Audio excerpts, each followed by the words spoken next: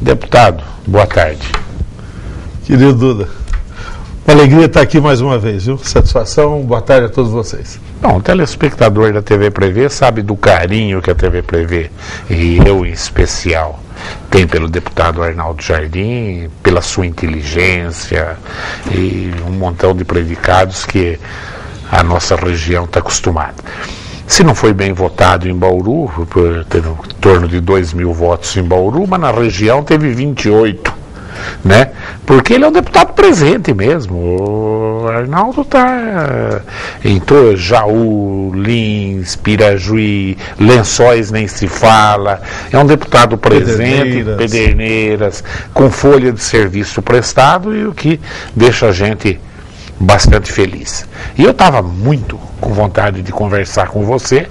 Já estamos aí com os governos se iniciando na esfera estadual, na esfera federal, e ninguém melhor que você, com a sua cultura, para exatamente dar uma tônica de tudo que você está vendo acontecendo em Brasília e em São Paulo, Arnaldo. Eu estou muito feliz de estar aqui, meu caro Duda, e vocês estão vendo aqui a delicadeza de uma amizade que me orgulha também.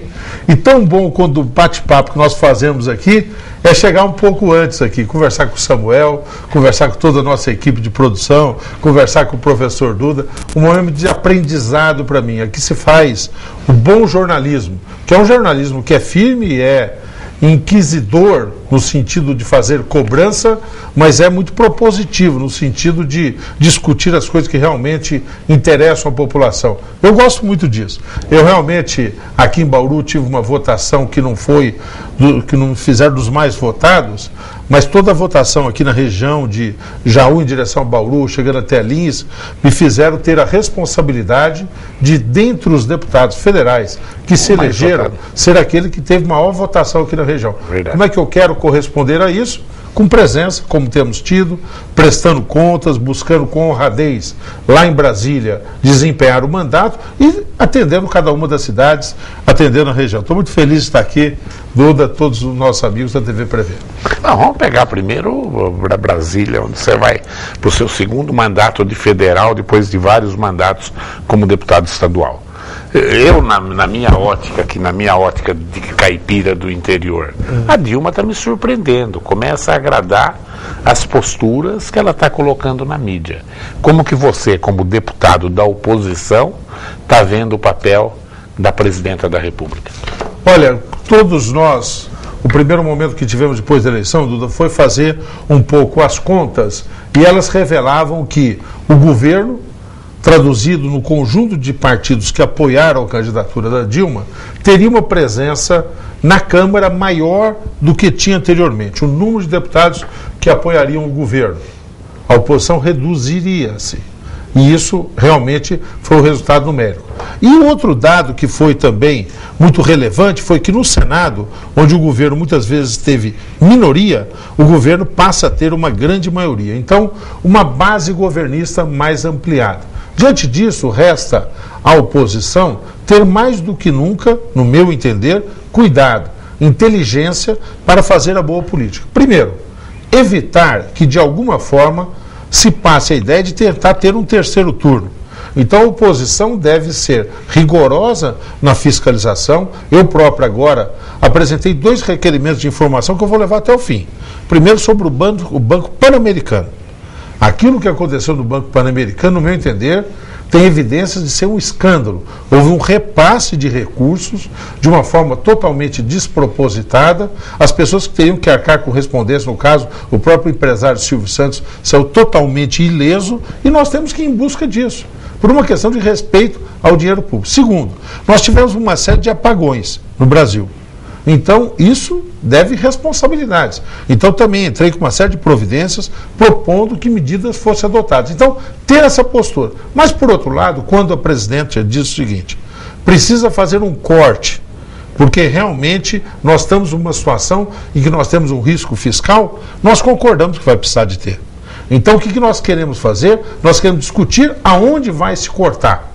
E nós queremos que o governo corte aonde são os gastos de custeio, aonde são os aumentos excessivos que ocorreram de gastos localizados aqui a acolá, tá certo? Diminuir o número de ministérios, restringir a máquina administrativa e preservar a capacidade de investimento do governo. Então nós queremos entrar no mérito dessa questão. Eu identifico na presidente Dilma uma postura diferente do que foi o Lula. Acho que ele gastou além da conta, não promoveu as reformas que eram necessárias e vejo nela uma preocupação em fazer isso. Então, oposição, mas estando disposto a discutir todas essas coisas que interessam ao país. Vamos falar das reformas que são necessárias, vamos dialogar, vamos falar dos cortes, vamos discutir onde que eles devem acontecer. Ou seja, nós concorremos para o país dar certo. Nós não atrapalhamos uma gestão que se estabeleça. Você falou no apagão. Qual foi a causa do apagão? Até agora eu não vi uma explicação. Não há. O governo tentou mascarar dados de realidade, tentou dizer que isso era um acidente e não é. O ministro saiu com uma explicação dizendo que o sistema era robusto, mas ficou evidente que se era grande, no sentido robusto, não era inteligente. Um problema numa estação, a subestação lá de Luiz Gonzaga, não tinha nenhum sentido de fazer ela se desdobrar depois numa sequência que levou 8 estados a ficarem sem energia elétrica. E a mesma coisa em São Paulo também, onde não se justifica, a Eletropaulo teve falhas, a subestação estava operando no limite, teria que ter recursos ali adicionais como segurança para o sistema e ela não cumpriu os investimentos necessários. Então, eu acho que a linha tem que ser essa: apuração de responsabilidades e identificar, porque a população não pode ficar ao bel prazer disso. Aumentaram, segundo a ONS, que é a Operadora Nacional do Sistema, o número de interrupção de energia elétrica aumentou de 2008 para 2010 no país 40%. Ou seja, isso não é nenhum sistema robusto, é um sistema que está revelando uma precariedade muito acentuada. Um país que cresceu mais de 7%, deverá crescer 4%. O que pode acontecer com o dinheiro na economia hoje? Olha, eu acho que tem duas questões, Duda, aí que nós estamos discutindo lá. E aí, fazendo um relato a você, a todos que nos ouvem aí. Primeiro, com relação à questão econômica, eu tenho me batido numa questão chave, acho que é a chave, que é a questão do câmbio. Nós não podemos assistir toda essa situação que existe no mundo, inclusive de disputa, no que diz respeito à questão do câmbio, vendo o nosso real valorizado do jeito que está. Que dá alegria para alguns que podem fazer uma viagem ao exterior, e eu acho que todos deveriam poder fazer isso, tudo mais tal, mas que do ponto de vista de futuro, de desenvolvimento do nosso país, nós vamos pagar um preço altíssimo por isso. Nós estamos vendo crescer as importações e nós estamos, foi manchete do Jornal do Estado de São Paulo de ontem, nós estamos trocando bugigangas por máquinas, tá certo? Nós estamos invertendo totalmente o nosso processo. Nós estamos vivendo um processo de desindustrialização de alguns segmentos. Nós estamos exportando para fora. Gente, quando o dólar está do jeito que está, nós compramos mais de lá e nós temos mais dificuldade para vender. E isso vai ser um desastre do ponto de vista dos setores nossos de economia. O governo está anunciando tardiamente que tem mais um pacote de medidas agora para evitar essa sobrevalorização do real. Isso já está vindo muito atrasado. Acho que o primeiro problema que nós temos na economia é controlar essa questão cambial. E como enfrentar esse disparate se o Brasil paga o maior juros do mundo? Como enfrentar um dólar desvalorizado se nós mesmos vamos valorizando o real? Quem manda dólar para cá, nós pagamos esse absurdo de juros. Vamos traduzir bem para as pessoas, porque fica uma discussão meio, talvez, técnica. Aliás, você é paciente e atencioso. Toda semana, eu mando um artigo, né? Você sabe disso. As pessoas que se interessarem, depois, se pudermos aí botar o www.arnaldojardim.com.br, e a pessoa quiser, eu toda semana mando um artigo, porque acho que é uma forma de prestar conta. Por que eu estou falando do artigo? O Duda perguntou, agora você está falando do artigo, Arnaldo? Estou falando do artigo porque eu escrevi 1 ano e meio atrás um artigo dizendo o seguinte: dólar que vem para o Brasil precisa ter quarentena. É o seguinte, é igual quando vinha animal que importava anteriormente, você importava zebu da Índia, você importava algum tipo de coisa, você deixava 40 dias num lugar. O doutor Raul, que é um grande médico, amigo meu aqui de Bauru, sabe bem do que eu estou falando. Tá? Você deixa ali para ficar observando, ver se ele tem algum problema. Se depois mostrar que ele é sadio, você fala, fica e tem aqui. dinheiro tem que ter quarentena. Se o dinheiro vem só, maroto, para especular, né? Para especular, para usufruir dessa taxa de juros e vai embora depois, não podemos aceitar isso. Se o dinheiro vem para ficar, para produzir aqui no país, para criar uma indústria, nós não estamos querendo prescindir desse recurso externo, nós precisamos deles.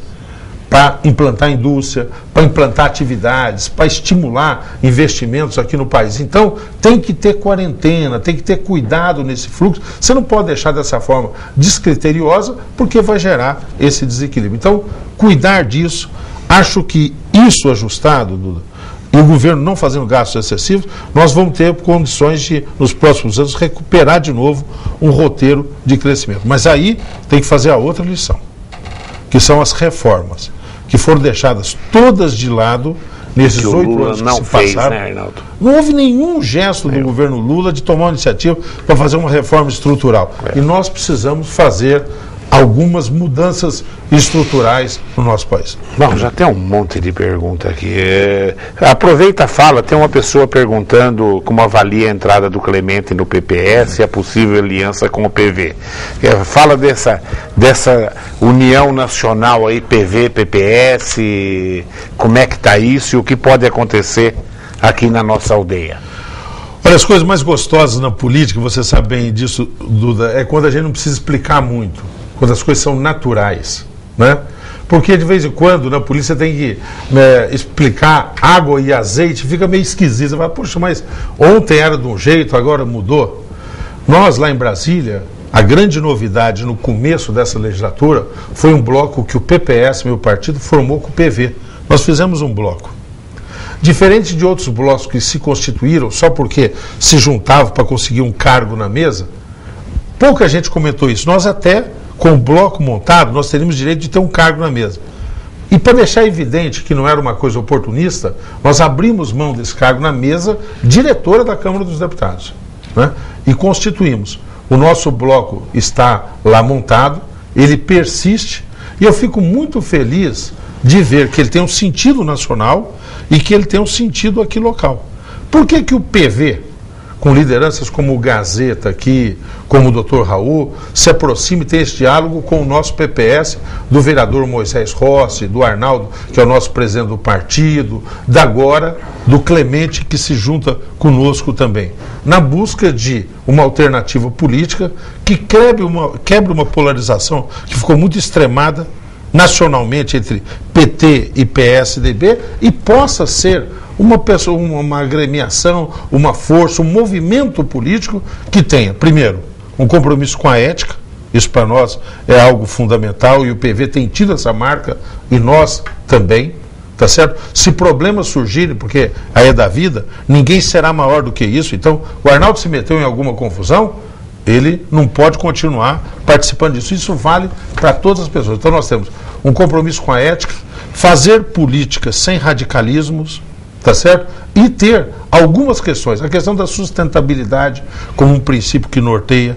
A questão de que mais importante do que a ação do poder público é quando você fortalece a sociedade para ela agir. Por isso que é muito natural, e eu saúdo muito o que está havendo aqui em Bauru, que é essa integração, busca de ação conjunta do PV com o PPS. E o Clemente vem reforçar muito isso. É uma pessoa extraordinária. Eu sou suspeito porque eu sou engenheiro, colega do Clemente desde há muito tempo. Ele tem uma formação muito sólida. Eu estou muito feliz com o fato dele estar junto também conosco nesse movimento, reforçando esse trabalho. O PV em Bauru foi talvez o partido que mais cresceu nessas últimas eleições. Quer o tal Gazeta aí como suplente, o Raul teve uma votação surpreendente. Essa união PV-PPS, pode-se até imaginar que na próxima eleição tem candidato a cargo majoritário em Bauru? Olha, agora eu vou falar porque, primeiro, um princípio que é nós vamos respeitar aquilo que os nossos companheiros decidem. Nós não somos daqueles que os locais, os municípios estão a serviço dos interesses partidários. Então nós respeitaremos tudo que for decidido aqui. Mas o que eu estou vendo, e eu festejo, e eu torço, e vou trabalhar para que aconteça, é para que essa relação aconteça desde já. Não pode ser só para a eleição. Então, eu quero muito que isso se desdobre em iniciativas conjuntas. Agora mesmo eu conversava muito com Moisés Rossi sobre aquela questão que discuti com você certa feita, que é o entreposto de álcool, de etanol, que nós podemos ter aqui um papel fundamental a ser desenvolvido pela cidade de Bauru, que tem a ferrovia, que tem essa conjunção do alcoduto. Se a gente não pisar no acelerador, nós estamos perdendo tempo. Araçatuba avançou muito significativamente. E uma posição geográfica maravilhosa, né, Arnaldo? Maravilhosa. Araçatuba conseguiu, inclusive, que fosse para lá agora um local de construção de barcaças para transportar ao longo da hidrovia. Então nós pegamos teses como essa. Agora mesmo, eu fui relator da Política Nacional de Resíduos. Nós temos uma conversa sobre a questão do lixo, uma alternativa regional. O PV e o PPS podem e devem atuar discutindo e apresentando uma proposta. Então, é para a eleição, mas acima de tudo, é para a vida da cidade e da região. É assim que eu gostaria que isso fosse conduzido. O número de perguntas é muito grande. Vamos, dentro do possível, vamos tentar agilizar. Boa tarde ao professor Duda e deputado Arnaldo Jardim. O Sidney Aguiar, lá de Lençóis Paulista. Ele é analista do meio ambiente. Quero saber do deputado como está a tramitação da nova redação do Código Florestal Brasileiro, que está sendo manipulado, ele colocou manipulado entre aspas, pelo deputado Aldo Rabelo e pela bancada ruralista na Câmara dos Deputados. Agradecer a você, Sidney, a participação. Daqui a pouco eu vou estar, inclusive, em Lençóis Paulista. Eu vou fazer uma visita lá, vou estar com a nossa prefeita Bel, com o nosso ex-prefeito Marise, com uma série de amigos aí em Lençóis Paulista. Ou seja, nós tivemos um avanço muito bacana antes do Carnaval, que foi o seguinte: nós fizemos o relançamento da Frente Ambientalista, que eu integro lá em Brasília. Depois nós fomos ao presidente da Câmara e nós buscamos aquilo que eu acho correto, Sidney, nesse assunto, que é buscar um diálogo, né? Foi constituída uma comissão de representantes que estão vinculados à questão ambiental, que estão vinculados à questão da produção também, que tem preocupações, no meu entender, corretas com relação à aplicação do Código Florestal. Eu sou defensor de alguns pontos de revisão do Código. Por exemplo, eu sou a favor de que sejam computadas as áreas de APP. Eu sou a favor da compensação poder ocorrer dentro da bacia e casos também de fora da bacia. Sou a favor de que, naquela distância de preservação de matas ciliares, nós tenhamos uma distância que tenha a ver com o volume d'água e com as características do terreno. Ou seja, eu acho que nós temos que ter uma adaptação do código diante dos desafios que nós estamos enfrentando agora. Tá certo? Então, dentro disso, e sabedor que nós temos esse diálogo por fazer, eu estou apostando muito nessa comissão. Acho que nós conseguiríamos chegar num bom termo. Eu sou um defensor da economia verde, você sabe disso. Fui relator da Política Nacional de Resíduos, fui relator do Fundo Nacional de Mudanças Climáticas também lá no Congresso, tá certo? Estamos trabalhando agora para aprovar todo o zoneamento da cana-de-açúcar, para ficar muito determinado que não se pode de forma nenhuma expandir, por exemplo, no caso da lavoura canavieira, em nenhum lugar da Amazônia, em nenhum lugar do Pantanal, Mato Grossense, ou seja, você estabelecer critérios. Mas sou a favor muito do diálogo e da previsibilidade. Toda vez, Sidney, que você tem, eu estou falando com você, mas discutindo uma tese, né, com todos, toda vez que você tem, meu caro Duda, uma legislação que é excessiva, ao invés dela ter eficácia, você acaba tendo um efeito contrário. Final da década de 70, 80, eu estou dizendo isso como resgate da história, eu nem tinha militância política ali faz um certo tempo, estou falando há 30 anos atrás. Na cidade de São Paulo se fez, tinha uma preocupação com a preservação do entorno da Guarapiranga, da Billings e dos cursos d'água, porque já havia cerca de 100 mil pessoas morando no entorno das represas e do abastecimento de água da cidade de São Paulo. Fez-se uma legislação extremamente rigorosa. Os preços despencaram, o governo não tinha a menor condição de fazer nenhum tipo de fiscalização, você não ia botar uma pessoa a cada metro ali do entorno da represa. De 100 mil, depois de 10 anos, quando o Montoro ali começou a tratar no governo, início da década de 90, nós tínhamos uma situação de 1.300.000 pessoas irregularmente morando no entorno da Arbiles, Guarapiranga, mananciais da cidade de São Paulo. Hoje nós estamos buscando água para abastecer São Paulo, a mais perto é na bacia do Piracicaba, estamos buscando já no Vale do Ribeira e assim por diante. Ou seja, a legislação, ao invés dela preservar, a legislação acabou atropelando a situação. Então, eu acho que são essas referências para a gente buscar. Acho que se constituiu o momento de ter um bom acordo, reformular e manter aquilo que é uma preocupação do Código de Preservação. É um monte de pergunta aqui, vamos tentar dar uma agilizada. Vamos sim.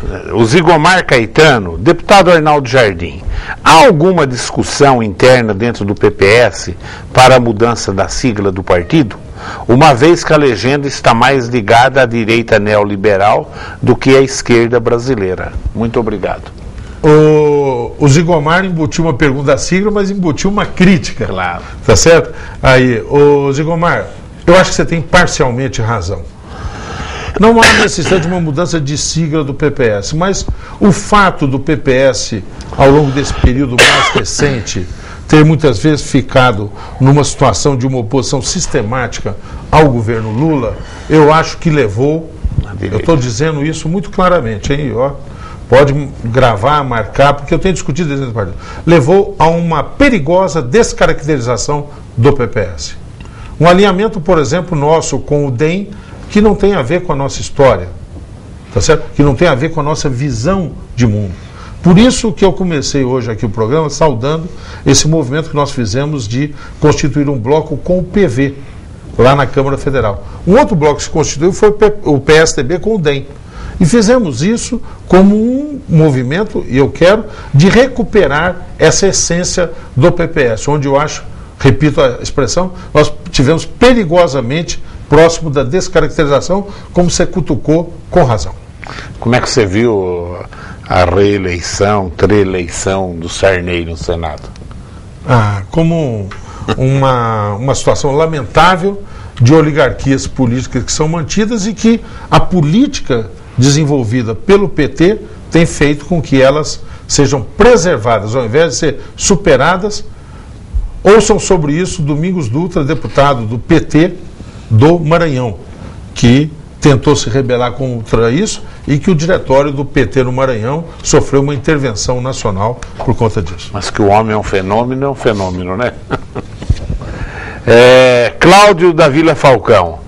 Queria saber a posição do deputado em relação ao andamento da construção do albergue noturno e da UPA do Meiridota, que são emendas dele. Está indo muito bem. Realmente nós conseguimos um recurso de 300 mil, e a notícia que eu tive hoje do vereador Moisés Rossi é que a inauguração está prevista exatamente para o mês de abril, tá? Da UPA do Meiridota, tá? Com relação ao albergue noturno, é um outro assunto, tá? Eu agradeço a delicadeza, mas a UPA do Meiridota é um órgão público, foram recursos orçamentários. E o albergue noturno é o albergue que está sendo constituído pelo SEAC, que é uma entidade que faz um trabalho maravilhoso aqui em Bauru, que nós ajudamos aí em diversas vezes. Então, isso tem um ritmo diferente, porque está sendo feito exatamente pelas doações. Doações estão sendo conseguidas pelo SEAC, nós temos ajudado para a nossa alegria. Luiz Carlos, da Associação dos Moradores do Parque Roosevelt, pergunta: gostaria de agradecer porque o senhor deputado tem conseguido verbas para a cidade. E existe a possibilidade para arrumar verba para o centro comunitário do Parque Roosevelt? Porque lá só tem a área que está abandonada. A associação não tem condições de construir e melhorar o local para a comunidade. Falar com o Arnaldinho e com o Moisés Rossi aí. Qual o nome dele? É o Luiz Carlos, da Associação de Moradores do Parque Roosevelt. O Luiz Carlos sempre manda pergunta, é uma pessoa bem entrosada. Viu? Ô Luiz Carlos, eu agradeço a sua manifestação. Eu vou depois buscar, aí através do vereador Moisés Rossi, manter um contato aí com você. Tá? Este ano, semelhante ao que fizemos o ano passado, nós conseguimos recurso. A notícia que nós temos positiva é que o recurso da emenda de bancada pro viaduto vai continuar a fluir. No corte de orçamento, contingenciamento foi determinado pela presidente Dilma, que ela está apresentando lá, em princípio, as obras que estão em andamento não sofrerão solução de continuidade. Isso é da emenda de bancada que eu participo. O deputado tem direito de indicar uma emenda de bancada e nós indicamos os recursos ao lado de outros parlamentares aqui para o viaduto. E eu, particularmente, das minhas emendas, vou destinar aqui um recurso para Bauru. Eu já comecei uma conversa com o vereador Moisés Rossi. Em princípio, ele veio me trazer uma ideia que eu achei boa. Mas vamos, e você está convidado a discutir isso com ele também. Ele me disse o seguinte: Arnaldo, eu acho que uma, 2 quadras que a gente pudesse ajudar a fazer é uma questão de esporte, é uma questão de lazer, tudo mais e tal. Ele veio me falando dessa proposta. Então, eu estou para decidir isso junto com o Moisés e vou levar em conta essa questão do Centro Comunitário do Roosevelt aí, Luiz Carlos. Muito obrigado. O Pedro Valentim pergunta: deputado, está se cogitando por parte do governo federal não ser usado o fator previdenciário neste ano? A pergunta é: como ficaria o fator previdenciário nos próximos anos? Desculpe, mas a notícia que eu tenho não é esta. Não é esta. Nós, quando votamos o ano passado, eu tive até num programa aqui com o professor Duda, nós comentamos, e nós conseguimos aquele avanço no reajuste dos aposentados, vocês se lembram? Nós fizemos uma obstrução, foi uma coisa pequena, mas nós conseguimos passar de 6,14 para 7,72 tal, reajuste, e aí nós votamos e aprovamos na Câmara o fim do fator previdenciário. O presidente Lula vetou isso, manteve o fator previdenciário, ele tantas vezes tinha falado contra o fator, mas manteve o fator previdenciário. E agora o governo anuncia que isso é um ponto de honra, que só cogitaria de rediscutir o fator previdenciário, tá certo? Num contexto de mudança de reforma da Previdência, tá? Então, eu estou dizendo porque eu não quero dar uma notícia que eu pelo menos não a tenho. Se o governo de alguma forma perceber que vai ficar muito apertada a situação dos aposentados, porque nós tentamos agora na discussão do salário mínimo levantar essa discussão do reajuste dos aposentados, não conseguimos, mas em princípio o governo está mantendo. E sai essa reforma da Previdência na sua ótica? Hoje eu vi qualquer coisa, já estão querendo aumentar a idade para aposentados, né? Tem projetos sendo elaborados. Aí vou fazer um comentário um pouco mais geral das reformas. De todas as reformas, eu acho que as 3 mais importantes são tributária, previdenciária e reforma política. Se a gente for fazer uma reforma geral, acho que não vai acontecer nada. Você vai anunciar muita coisa e ela depois não vai andar. Reforma tributária, o que eu sou a favor? Desonerar a folha salarial. Começa por aí. Ou seja, hoje quando uma empresa contrata um funcionário, ela dá um salário e aí tem que dar um outro tanto de encargos. Aliás, é 1,3. Pelo menos é o que se alega hoje do conjunto de... Você paga um salário, 0,3 em termos de encargos, de isso tudo mais.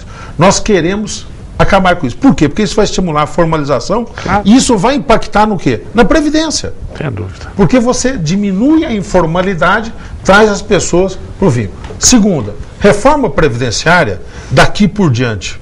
Se você começar revendo o passado, diminuir, ou as pessoas que já estão no sistema, é igual quando teve a proclamação dos escravos. Você começou lei do ventre livre, depois lei do sexagenário. Você tem que fazer uma transição. Mas isso já produz impacto. E reforma interna de economia da Previdência. Acho que é por aí, você mexendo em pontos para começar a caminhar. E na reforma política, você, voto distrital misto, fortalecer o papel dos partidos, financiamento público. Então, você cria com isso movimentos que são concretos, ao invés de ficar anunciando grandes mudanças que depois acabam não acontecendo.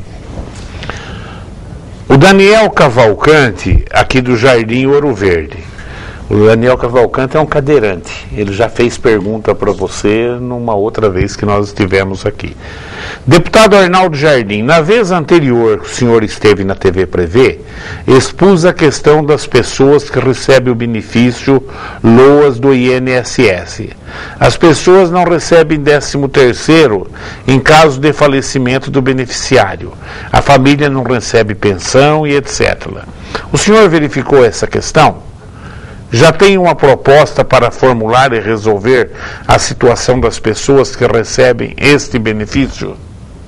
O Daniel, se eu não estou enganado, o Daniel acho que foi com quem eu dialoguei aquela vez na ida à PAI. Não é esse? Não é. Eu estou perguntando e o Arnaldo, nosso presidente do PBS, falou que não. Então, desculpa. Eu estava confundindo porque foi uma ideia extraordinária que eu quero até reconhecer. Quando eu estive na APAI, e foi uma coisa bacana, nós conseguimos lá aquele recurso para fazer a cobertura do estacionamento da APAI, lá um cadeirante me abordou, levantando uma preocupação que era o uso. Vou aproveitar para divulgar isso, depois vou responder a questão da LOAS, tá? Que era o uso sistemático. Algumas pessoas que têm alguma dependência de respiradouros, por exemplo, e outros, têm um uso sistemático de energia elétrica. E foi uma ideia que eu recebi lá na APAI, que eu levei, que agora no projeto que foi aprovado, a nova lei de tarifa social de energia, nós incluímos a possibilidade de pessoas que usam equipamentos de forma permanente e, consequentemente, usam energia elétrica por uma questão até de sobrevivência, de manutenção de vida, de sustentação de vida, que as pessoas podem requerer esse benefício, uma tarifa diferenciada, tá? Tem que fazer isso através da prefeitura, através da distribuidora de energia, nós estamos à disposição. Ô Daniel, eu não sei te responder isso agora. O Daniel está indagando se no caso dos dependentes que falecem, como é que faz para manter. Desculpe, eu acho que você está dizendo que havia me feito essa pergunta, me escapou isso, Daniel. Ou eu tomei algum procedimento. Tem o e-mail do Daniel aí? Tem, eu tenho, Daniel. Tem? Daniel, então eu vou ficar te devendo, mas compromisso, vou mandar inclusive com cópia para o Duda. A semana que vem eu te dou uma posição sobre essa questão. O Luiz Pires é o nosso zootecnista do zoológico aqui. É uma pessoa fantástica, hein? Boa tarde, Duda. Parabéns por trazer novamente o deputado Arnaldo Jardim, um dos grandes responsáveis pela solução dos problemas ocorridos no zoo com relação ao assoreamento da nossa represa. Deputado, qual a sua visão da nova legislatura já começar com o antigo problema? Eu ia te perguntar isso. Como é o caso da filha do ex-governador de Brasília. Ô, familhinha, hein? Complicado, né? Ô, familhinha dura. Ô, Pires, primeiro uma saudade, prazer em revê-lo. Até hoje eu tenho muito na memória aquela nossa ida lá à Artesp. Eu, você, o Moisés, o Amarildo, tá certo? Quando nós saímos aí com a solução lá do desassoreamento lá. Uma obra que ficou fantástica ali. Realmente não era fácil, o pessoal chiou bastante. Você chegou a passar por lá? Uma coisa muito grande, muito porque bom. Nós tínhamos ali um declive muito acentuado. Então, parabéns a você pelo trabalho e tudo mais. Uma vergonha, nós queremos uma solução rápida para isso.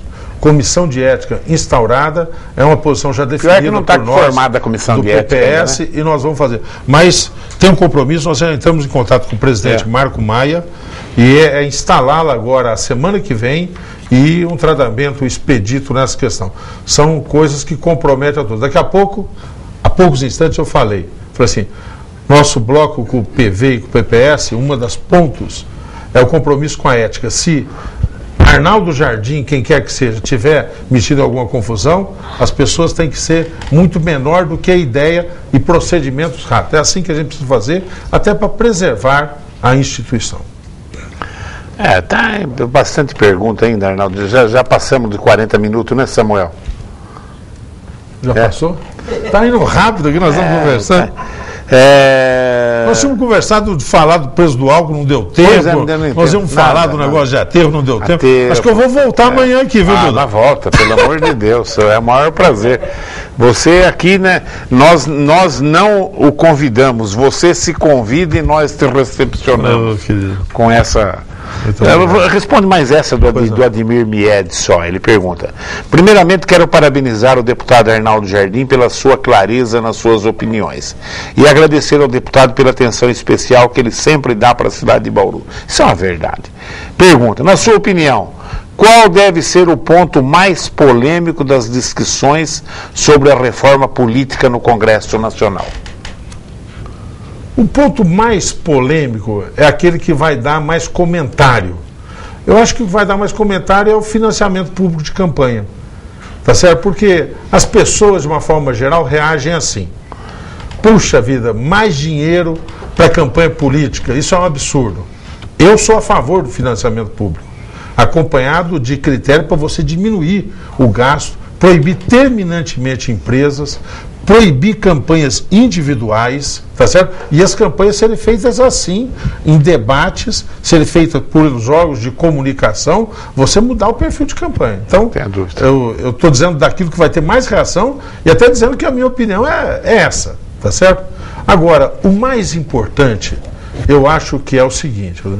Seria nós avançarmos no voto distrital misto.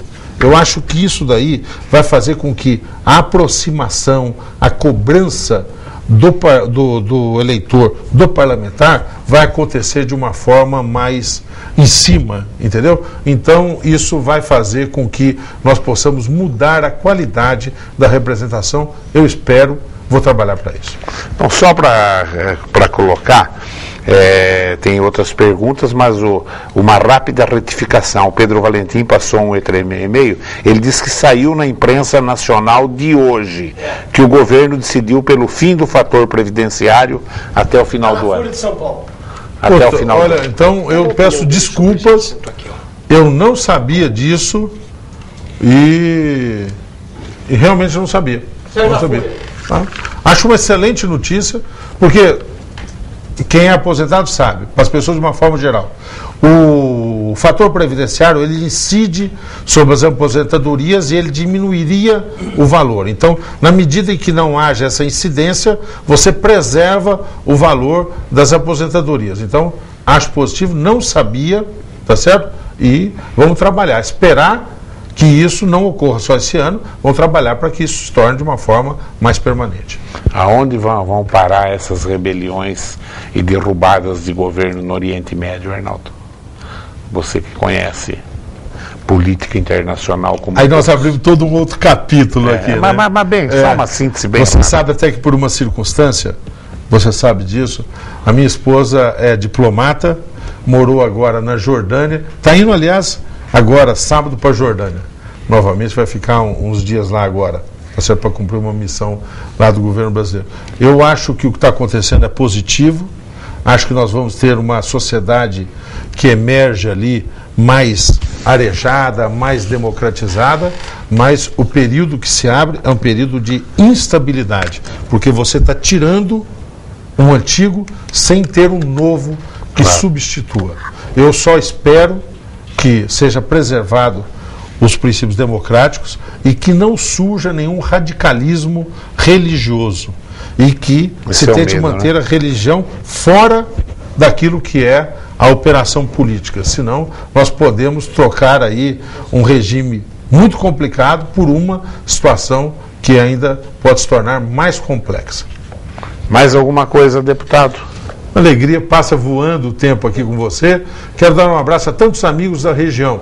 Eu hoje, daqui a pouco, vou fazer uma visita em Lençóis Paulista, depois vou dar um abraço nos amigos em Boracéia, à noite vou estar em Pederneiras, amanhã cedo faço uma inauguração em Bocaina, lá de um recurso que nós conseguimos, depois vou fazer uma visita em Bariri, depois vou a Guarantã, depois faço uma reunião no final da tarde em Lins e vou terminar numa inauguração lá com o pessoal da terceira idade em Sabino. Ou seja, a alegria de poder ir nessas cidades, reencontrar tantos amigos e poder renovar os nossos compromissos. E lá em Brasília, buscar nos comportar com seriedade e conseguindo recursos também para cada uma das cidades, trabalhando por nossa região de Bauru. Arnaldo, foi um prazer ter você aqui, viu? Muito obrigado, Felipe. Bom, eu prometo trazer o mais rápido possível. Tem que ver a agenda do Arnaldo, que é realmente bastante problemática de compromisso, mas vamos ver se dentro do mês de março ainda, o comecinho de abril no máximo. Eu realmente, as coisas que eu queria conversar com ele, que eu estava falando antes, não dá. Você vê, as perguntas do nosso telespectador foram bem inteligentes, bem em cima, né, Arnaldo? É verdade. Então, infelizmente... Mas eu prometo que ele volta o mais rápido possível. Eu agradeço a sua audiência e continue aí ligado nos horários alternativos da TV Prevê. Bom fim de semana para você.